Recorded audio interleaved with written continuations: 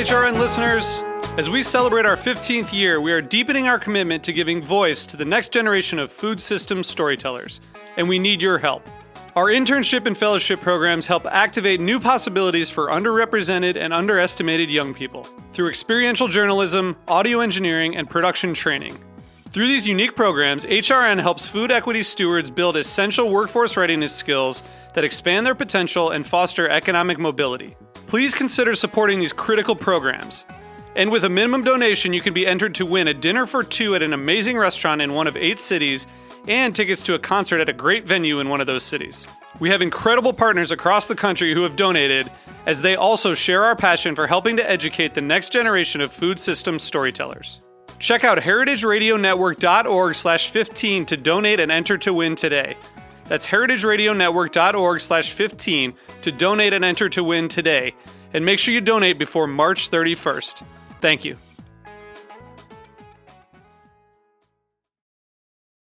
You're listening to Heritage Radio Network. HRN is food radio supported by you. Learn more at heritageradionetwork.org. Today's program is brought to you by Korin, a supplier of Japanese chef knives and restaurant supplies. For more information, visit korin.com. Hello to everyone. I'm Louisa Kasdan, your host for Let's Talk About Food, a podcast devoted to first-person storytelling where food plays a pivotal, if not a starring role. Everyone has a food story. Food is at the heart of human connection, at the center of love, of ritual, of need and want, and most of all, food creates community. And community is what we crave. Our guest today, Scott Grabow, is the CEO of Tanimura & Antle. It's one of the world's largest produce growers. I know the phrase large produce stops you, passionate as you are about buying local and supporting farmers markets. But what if it turns out that large legacy agriculture farms have deep experience to share? And what if a company that farms thousands of acres, ships across the U.S. as well as to Asia and Europe, is also passionate about maintaining sustainable farming practices and is laser focused on innovating and investing in what's next to come in agriculture?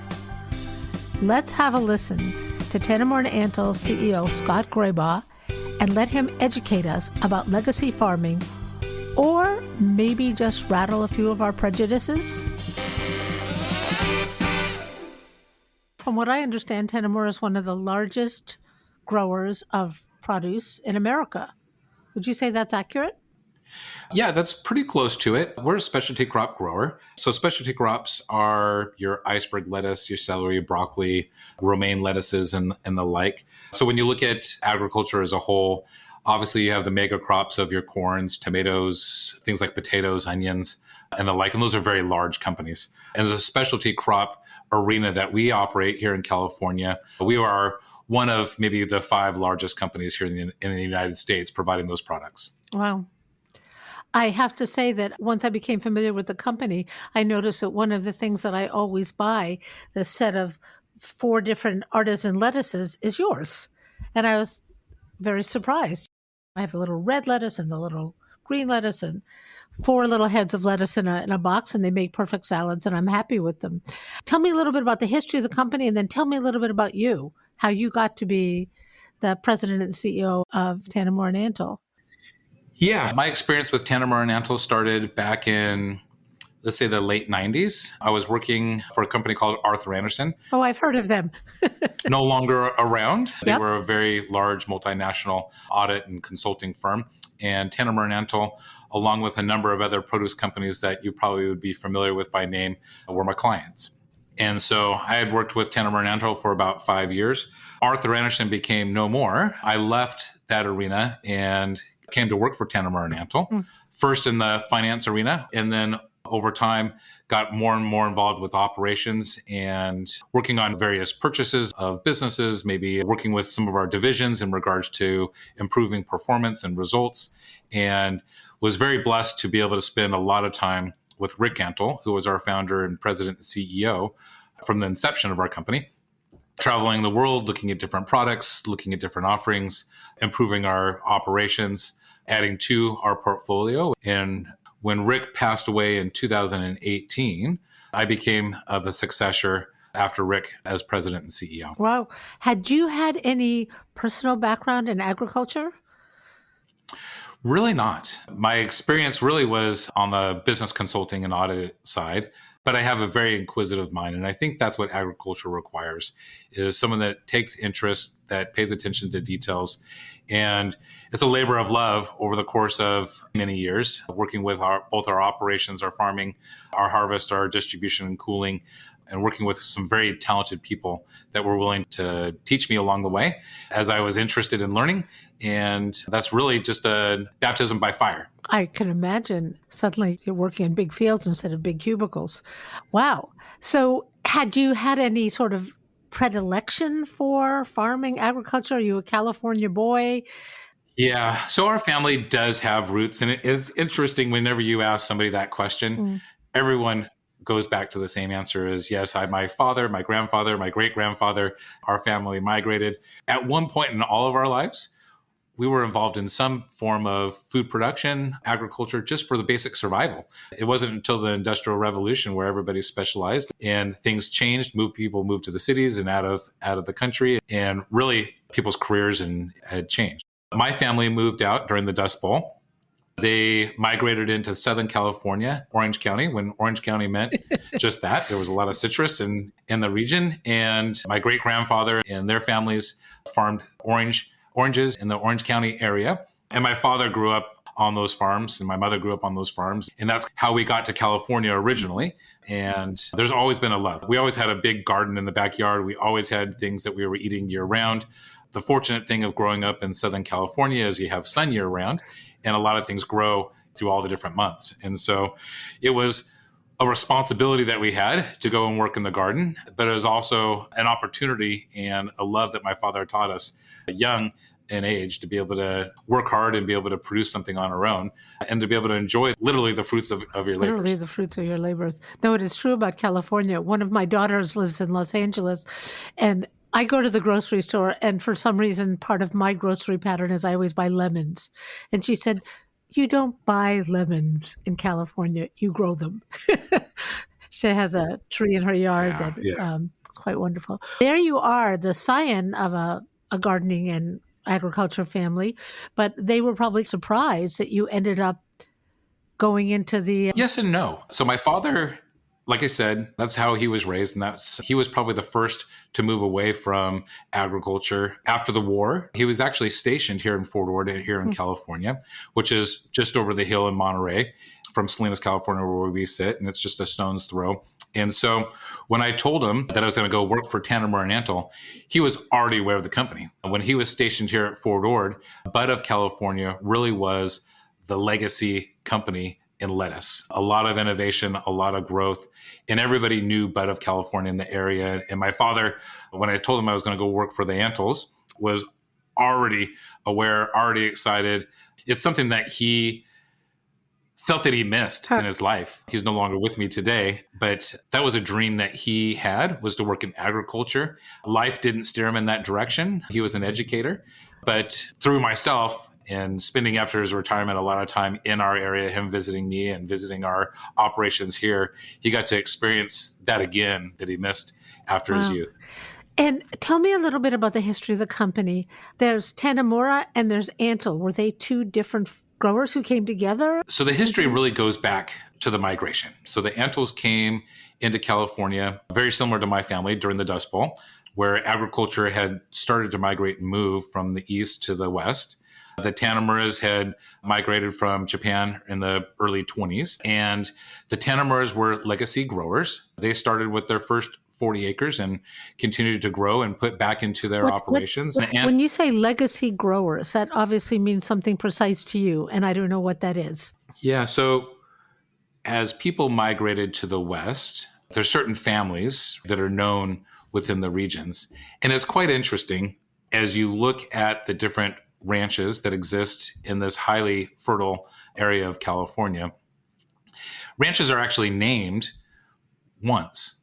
And they're typically named by the homesteaders that migrated and developed in the area.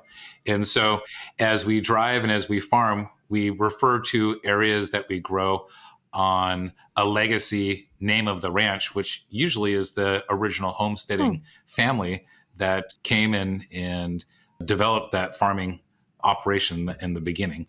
And so the Tannamuras are very similar to many families that had settled here that were the legacy growers back in the day. And the Antles are also part of a very small legacy of packers and shippers that worked with the growers and distributing produce across the United States. And back in those days, growers were growers and shippers were shippers. It was very unorganized, right? A grower would have 40, 100, 200 acres that they would grow lettuce or celery or broccoli or whatever they would grow. And the shippers would come and they would drive by and they would look at the fields and they would talk to the grower and they'd say, I would like to buy this field. I would like to buy so many acres of what you have growing here. And they would negotiate a transaction on a very frequent basis as we fed the nation back then. And that's how basically it started. And so if you were a packer and a shipper, you had the crews, you had the resources and the equipment to go into a field and harvest and pack and ship that produce. And if you're a grower, you just made sure that you always had something growing and something available to sell to the many shippers that would drive by and negotiate that field from you. So the Antles were those packers and shippers, and the Tannamuras were those growers.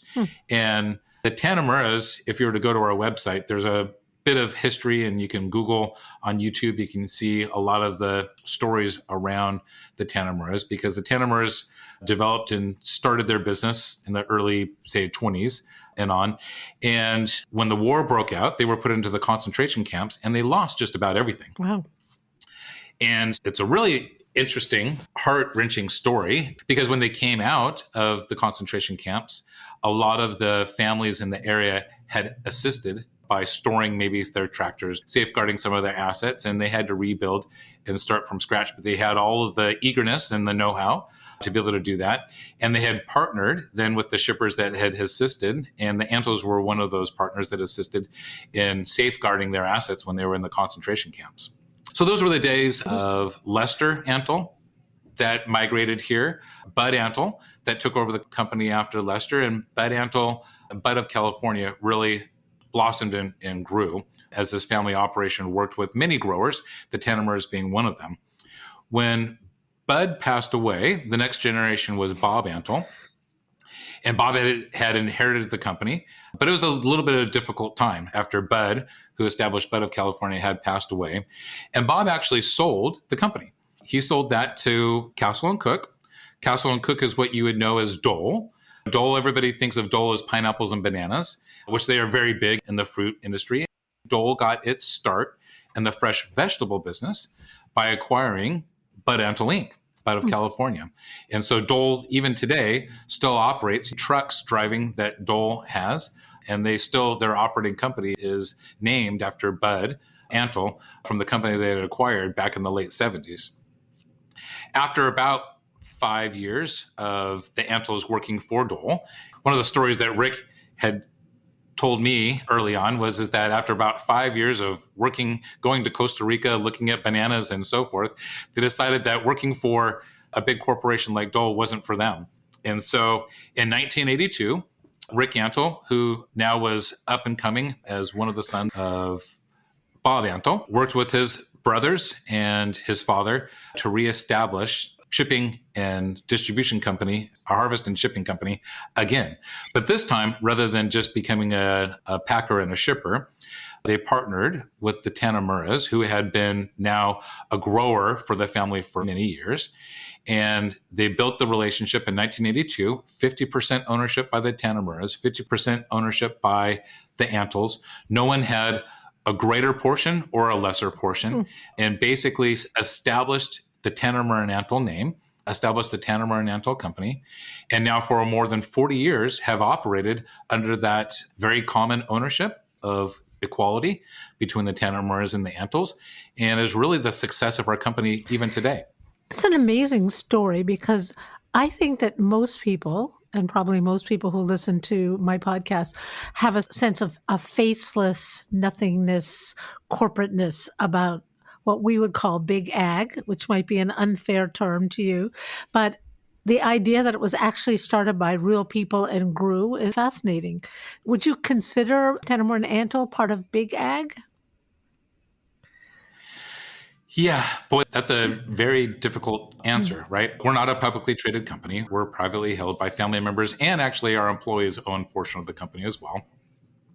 When I think of big ag, I think of Midwest growers of wheat and barley and corn, soy. We talked about that a little bit earlier, potatoes, right? All the French fries that you have in all your fast food restaurants and so forth.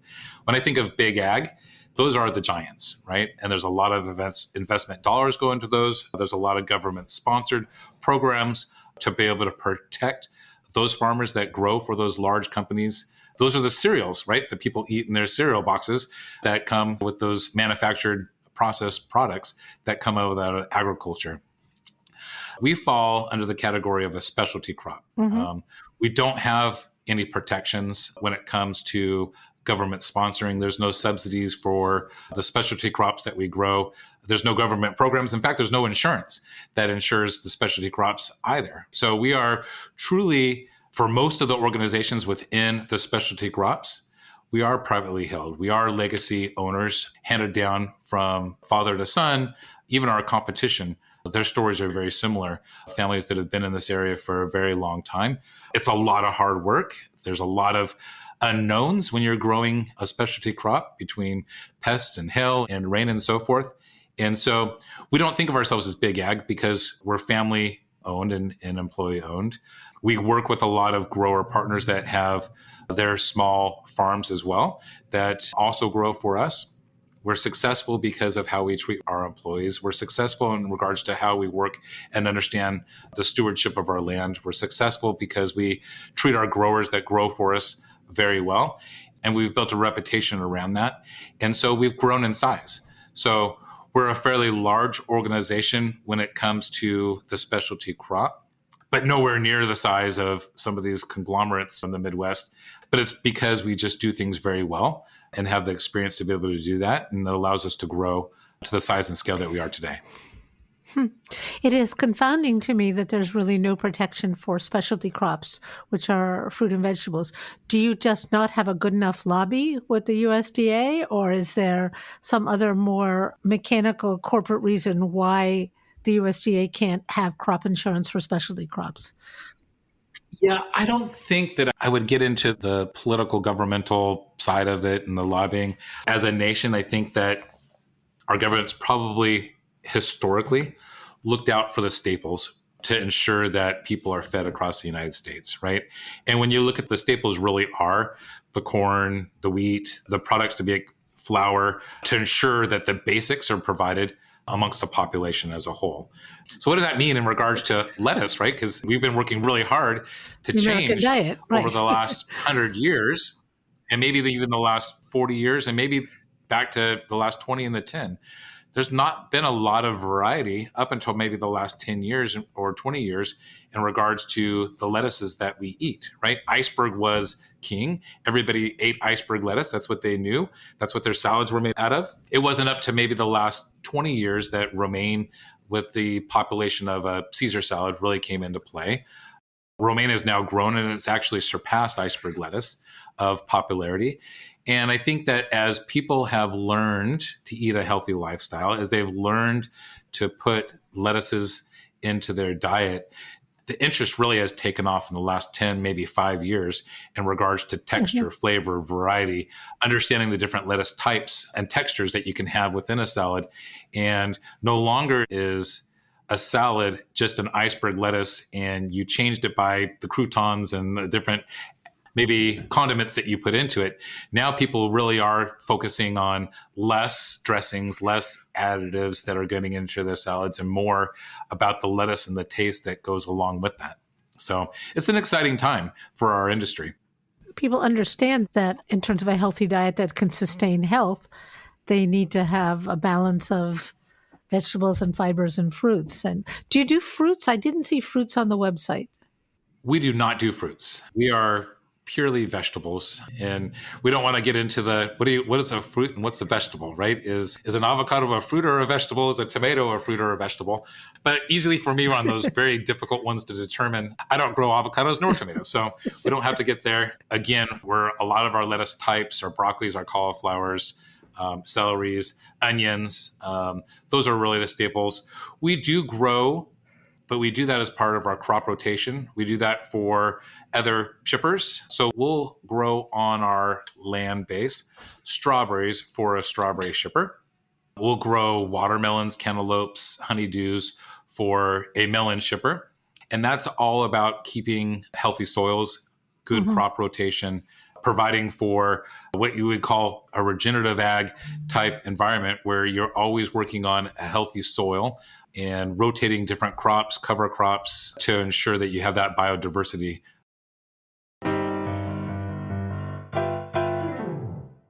And we'll be back with Scott Graybaugh in just a minute. Today's program is brought to you by Korin, a supplier of Japanese chef knives and restaurant supplies. Korin is proud of their Japanese culture and traditions, but they want you to know that their products are not just for Japanese restaurants. Their knives and tableware bring out the best qualities of food from every culture and fit into every restaurant from French to Pan-Asian to American. And that is why they're located in New York City, where people from every country in the world come to eat. Korin's Tribeca showroom is home to the most extensive collection of Japanese chef knives in the world, including Japan. Stop by to view their exquisitely designed tableware and the rarest natural sharpening stones. They have a whole range of knife services from repair and rust removal to reshaping and realigning. Korin is dedicated to this ideal, bringing the highest quality Japanese design to your table so you can experience the unparalleled quality of Japanese craftsmanship in your home or restaurant. For more information, visit Korin.com.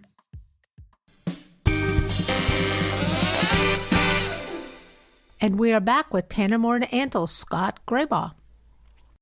So I wanted to ask you, as you have this 10 or 12 month growing season, you're in Salinas, California, how is climate change affecting the future of your industry? Boy, that is to be determined and a very difficult one to answer. So what is a climate change? What are the cycles that we follow? Obviously, we watch it very, very closely. I mean, you're in California. I'm in Massachusetts. I keep hearing about the floods, the droughts, the heat, the mudslides. Boy, we could do a whole session just on this, and it would be very interesting. It might take us an hour to do that. I think climate is a very important topic. I think that the things that surround that and what we're trying to address here in the United States and around the world is a very important cause.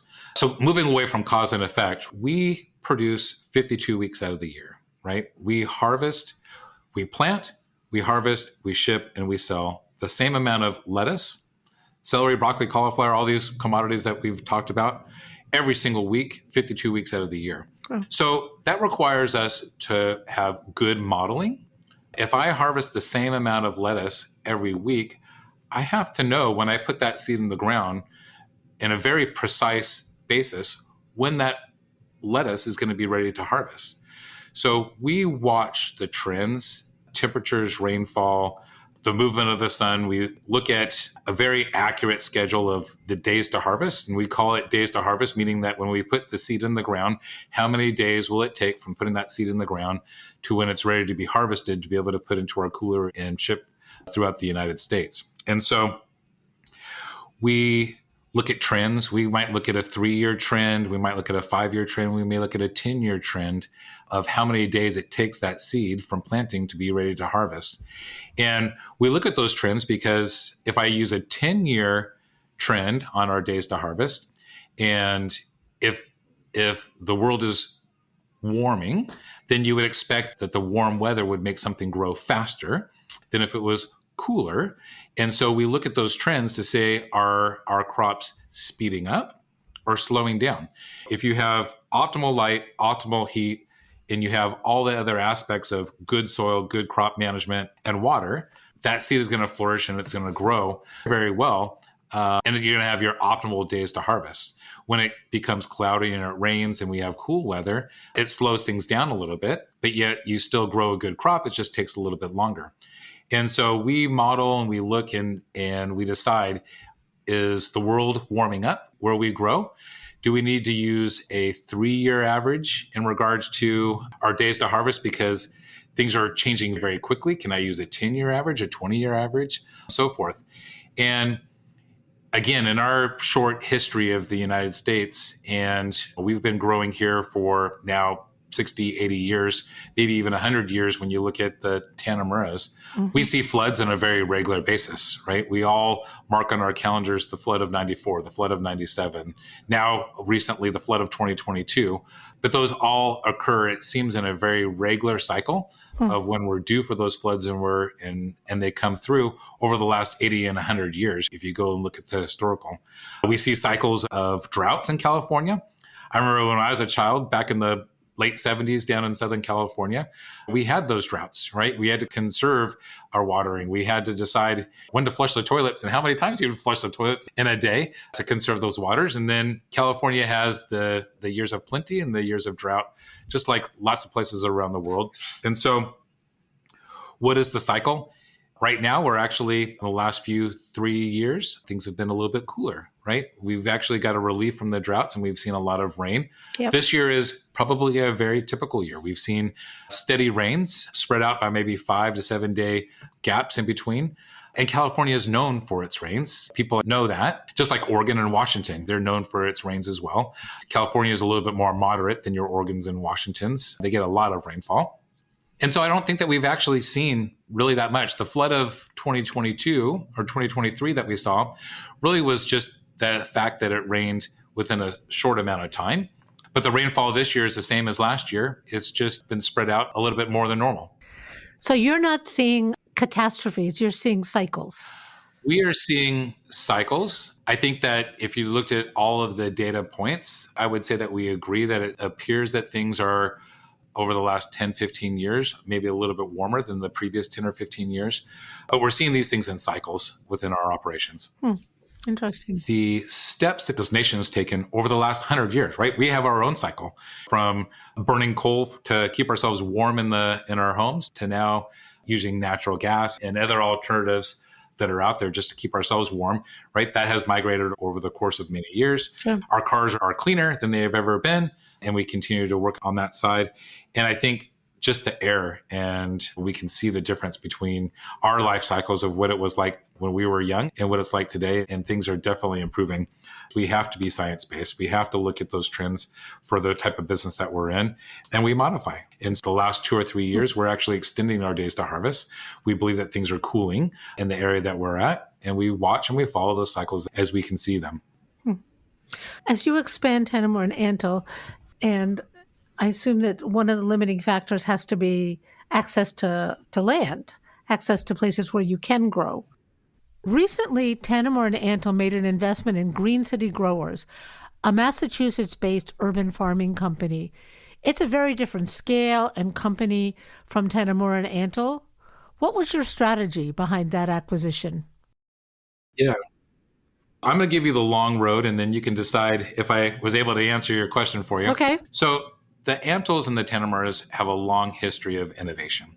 You started the conversation today with talking about the artisan lettuce, which is what we call that multi-leaf that you see, where you have multiple types of lettuces all in one package that you can use. We have a whole artisan line of products that are unique to the industry. But really the innovation had started even back from the days of iceberg, where your lettuce was packed in ice in rail cars and distributed across the United States. So from innovating and vacuum cooling that allowed us to move from wood crates to corrugated boxes, add the shelf life, moving away from ice-packed rail cars to a refrigerated truck to move things much quicker across the United States. We've had a lot of different companies that we've owned, we've started, we've merged all along the way as we've learned in this innovation process. And to give you an example, the personal size watermelons that you see, like the Dulcinea that you probably see in the stores, right, the seedless small watermelons, cantaloupes, and so forth, we partnered with a seed company and launched that company from its very beginning. Back in the early 90s and late 80s, we had started a salad company alongside with some of the other ones with the packaged salads and innovated on that side. We have our own seed company and our own genetics that we grow our own seed varieties, and we actually market and sell those to our competition. We actually only buy about 10% and use maybe only 10% of the seeds that we produce. It's a commercial seed company that distributes those within the regions that we grow and around the world. And one of the innovations that we started back in 2008 was the start of growing hydroponic lettuce in a more local setting. And so for about 16 years, we've been growing on a regional basis hydroponic lettuce. Now, our hydroponic greenhouse is in Tennessee, so it's closer to the East Coast, closer to distribution within the East Coast from north to south, but much further away from California than our traditional fields that we grow in. And Chris Grauert, who's the president of Green City Growers, had worked with us on many of these projects that we had here on the West Coast. So he helped in the development and finding the seed for those personal sized watermelons. He had worked with us in many other projects and innovating in the areas of agriculture, and a very well experienced individual within the farming communities. And if you've talked to Chris many times, you'll know that he's not only an interesting individual and character, but he's got experience working around the world in agriculture and assisting people being successful in that side. And so when Chris moved back to Boston, and when he came to me and he said that he was working with a company called Green City Growers, and he was working on the production of local produce in the communities where people that were engaged in producing it can consume their own products, I thought to myself, this is the next step. Here we own this large, very successfully family-owned operations in California. And it's necessary, right? People grow regionally for small spurts that you can. If you're in Michigan or Florida or in Massachusetts, you've got certain months that you can have a backyard farm and certain months that you can't because it's buried with 4 feet of snow and you're not going to be able to grow your own produce outdoors. And thus, we take a very large responsibility, and we take that very seriously of what we do to make sure that there's fresh vegetables available year-round to the nation. Our Tennessee operation, which is our hydroponic, was our first attempt of year-round production in one single location to be able to, on a regional basis, produce lettuce to serve in that capacity. And when Chris offered up the fact that in the season, when people have the opportunity to be able to grow, and they can grow in their backyards, they can grow at their children's schools, at their parents' retirement centers, at a rooftop, at a Fenway Park, for instance. And when the season is ready for production in a local basis, to be able to empower people to be able to augment what they buy from us at the grocery store with their own ability to grow their own tomatoes or cucumbers or whatever they choose to grow, there's really no better cause than just that. Because again, in our history, we were all farmers, right? We were all producers of our food that we ate, and it's a lost art. And as people moved into the cities, as people moved into apartments and into close quarters, and people lost that experience, they also lost that engagement with their food. They lost their attachment. And I truly believe that the DNA within all of us is to be productive and to be able to produce something. And it might be something that you have in your career. It might be the field that you choose. But I also feel that there's a connection in the production of food that we all have buried somewhere within our souls to be able to do that. And if it's a memory as a child going through a nursery with a parent or loved one, if it's a plant that's within your home or a patio and a garden, we all feel something when we're out in nature. We feel something when we're around something that's growing. And we truly believe as an industry, not just Tandem or Nantel, but as an industry, that if we can get children, if we get people involved in the production of food, they will live a healthier lifestyle.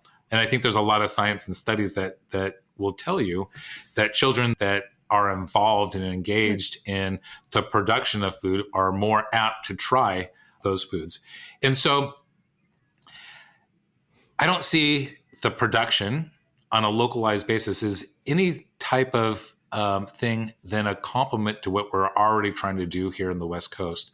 I see it as an advantage. I see it as an education to be able to teach people, right? Hopefully someday around the world, of how to re-engage with their food, how to grow it, what goes into that, right? How difficult is it? How easy is it? And our goal is to be able to make it easy for people to be engaged and to be able to grow their food, to re-educate people that have lost that talent, lost that experience, and live a more healthy lifestyle. So that's what really attracted me on that side. And it's no different than some of the industry initiatives that we've had in regards to promoting and donating towards salad bars in schools to be able to have those options for children within schools.